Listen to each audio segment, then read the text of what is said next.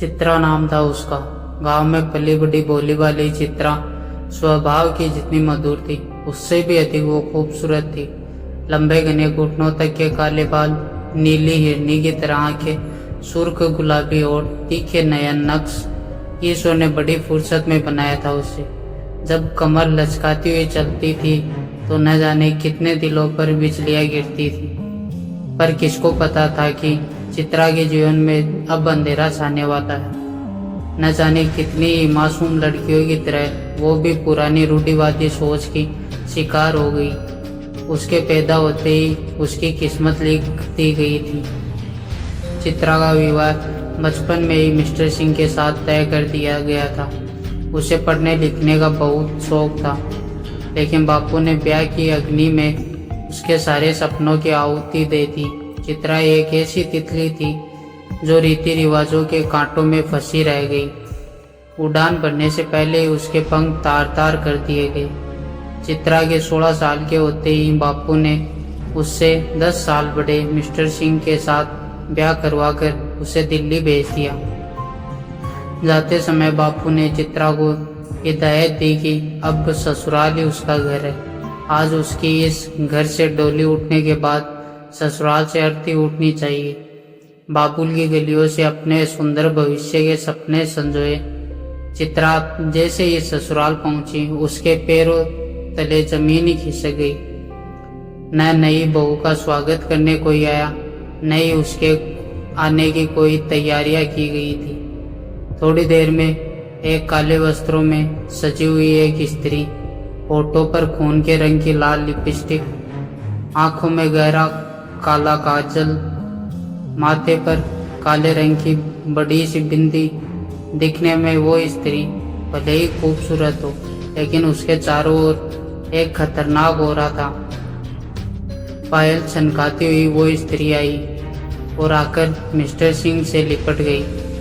थोड़ी देर बाद चित्रा पर एक नजर डालकर बोली, लड़की तो बड़ी सुंदर लाई है सिंह साहब, सब लोग खुश हो जाएंगे इसे देखकर।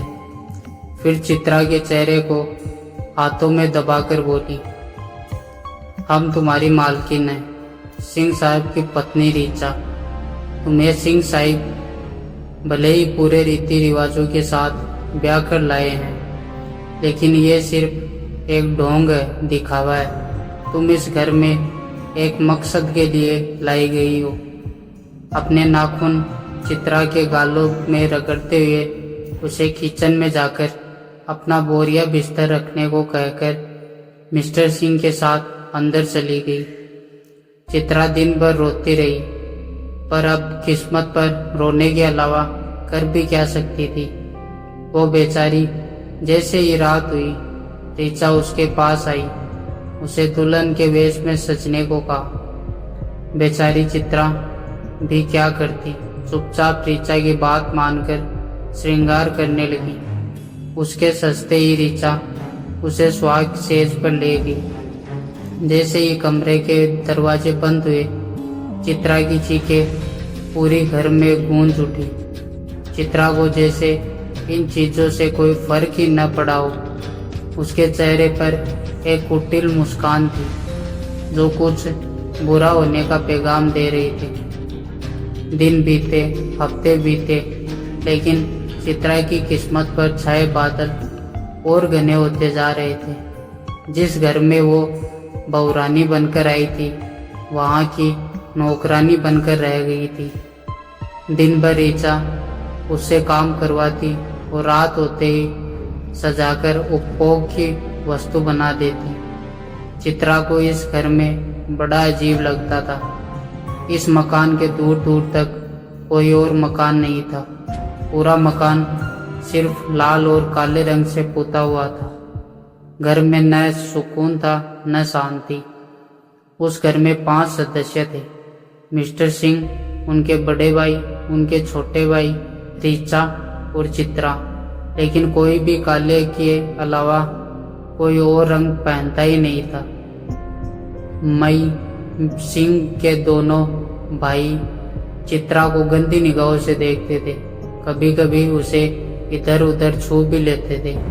धीरे धीरे रीचा को खुद से ही घिन आने लगी। वो बस इस सब से आज़ाद होना चाहती थी, लेकिन उसे क्या पता था उसके जीवन में अंधेरा आना अभी शुरू ही हुआ है। एक रात चित्रा जब सो रही थी, उसे बाहर किसी के आने की आहट सुनाई दी। उसकी नींद खुल गई और बिना कुछ सोचे समझे चुपचाप बाहर निकलकर उस परछाई के पीछे पीछे चल दी। भोली भाली चित्रा को क्या पता था कि यह उसके जीवन की सबसे बड़ी गलती साबित होगी। परछाई लाल दरवाजे के पीछे कहीं गायब हो गई। चित्रा उस लाल दरवाजे के बाहर असमंजस में खड़ी थी। यह वही लाल दरवाजा था जिसके अंदर न जाने कि उसे सख्त हिदायत दी गई। धीरे से उसने बिना किसी आवाज के हल्का सा दरवाजा खोला और दरार में से अंदर झांकने लगी। अंदर कमरे में चारों ओर अंधेरा था। जो थोड़ी बहुत रोशनी आ रही थी वो भी हवन कुंड से आ रही थी। कमरे में कोई आदमी किसी दूसरी भाषा में जोर जोर से मंत्र उच्चारण कर रहा था। साथ ही किसी औरत के जोर जोर से हुंकार भरने की आवाज भी आ रही थी। चित्रा ने थोड़ा और ध्यान से देखा तो उसकी आंखें फटी की फटी ही रह गई। हवन की रोशनी में एक बहुत ही डरावनी मूर्ति रखी गई थी। मूर्ति का नीचे का शरीर भेड़िए के जैसा था और चेहरा बहुत ही भयानक आदमी के जैसा था। आंखें सुर्ख लाल, बड़े बड़े दांत जिनसे खून लगा हुआ था, मुंह से खून की धार निकल रही थी। एक हाथ में एक मासूम बच्चे का कटा हुआ सिर था, दूसरे हाथ में उसी बच्चे का धड़ जिसमें से मांस बाहर निकल रहा था। हवन कुंड के एक ओर मिस्टर सिंह काली धोती पहनकर बैठे हुए थे। जोर जोर से कुछ मंत्र बुदबुदा रहे थे। उनकी आंखों की पुतली सफेद पड़ चुकी थी। आंखें ऊपर, चेहरे पर कुटिल मुस्कान और न जाने किस भाषा में वो मंत्र पढ़ रहे थे। तभी चित्रा की नज़र दूसरे कोने में बैठी औरत पर पड़ी। उसका चेहरा बालों से ढका हुआ था। जोर जोर से सिर घुमाते हुए वो हुंकार भर रही थी। उसके पीछे दो आदमी खड़े हुए थे जो खून से उसे नहला रहे थे। पूरे कमरे में एक सड़ी हुई बदबू फैली हुई थी। तभी जिस परछाई का पीछा करते करते चित्रा उस कमरे तक आई थी, वो उस औरत के अंदर समा गई। उस पर परछाई के अंदर समाते ही वो औरत बहुत ही डरावनी हंसी हंसने लगी और जानवरों की तरह धरती पर गिरा सारा खून ऐसे चाटने लगी जैसे जन्मों की प्यासी हो। तभी एक आदमी उसके पास एक पिंजरा लेकर आया जिसमें एक नन्हा सा खरगोश था। उस औरत ने जैसे ही उसे देखा जोर जोर से हंसने लगी और कुछ बड़बड़ाते हुए खरगोश को हाथ में उठाकर एक ही झटके में उसका सिर धड़ से अलग करती है। अब वो औरत अपने चार पैरों पर थी और किसी जंगली जानवर की तरह उस खरगोश को खाए जा रही थी। उसका पूरा चेहरा खून से सना हुआ था। उसने एक नज़र चित्रा की ओर देखा तो चित्रा की तो उस दृश्य को देखकर चीख ही निकल गई। उसकी आंखों के आगे अंधेरा छाने लगा और वो वहीं गिर पड़ी। सुबह जब उसकी आंख खुली तो उसे लगा उसने कोई डरावना सपना देखा है। खुद ही खुद पर हंसने लगी और रोज की तरह जब काम करने के लिए उठी तो उठते साथ ही उसके दाहिने पैर और हाथ में बड़ा जोर का दर्द उठा। उसने देखा उसके हाथ और पैर पर धीरे धीरे काले निशान बनते जा रहे थे, जैसे कि कोई मकड़ी अपना जाल उसके शरीर पर बना रही हो। वो कुछ सोच समझ पाती इससे पहले ही उसे उल्टी आने लगी। मुंह हाथ धोकर जब बाथरूम से बाहर निकली तो उसे लगा शायद कल कुछ उल्टा सीधा खा लिया होगा। आखिरी बार महीना से कब हुई थी तू? पीछे से अचानक आई आवाज सुनकर चित्रा बुरी तरह डर गई थी।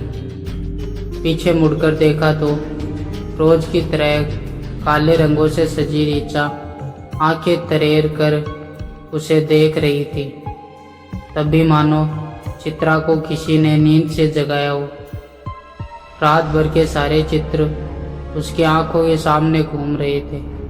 उसने जैसे तैसे खुद को संभाला और ऋचा को उस पर शक न हो इसलिए ऐसे बर्ताव करने की सोची जैसे कुछ हुआ ही नहीं। जी मालकिन, 2 महीने पहले ऋचा के चेहरे पर कुटिल मुस्कान खिल गई और वो उसे आराम करने का कहकर वहां से चली गई।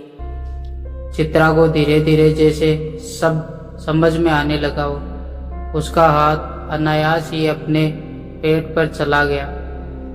दुख की इस घड़ी में भी चेहरे पर एक मुस्कान खिल उठी। जीवन में एक नई किरण दिखी। थोड़ी देर के लिए ही सही, लेकिन उसे शांति का अनुभव हुआ। मगर उस बेचारी को क्या पता था, यह तो एक भयानक तूफान से पहले की शांति है। क्यों ऋचा इतना खुश थी? क्यों चित्रा के शरीर पर ये नए निशान थे? कौन थे ये लोग शैतान? क्या उपासक या खुद इंसानी रूप में शैतान?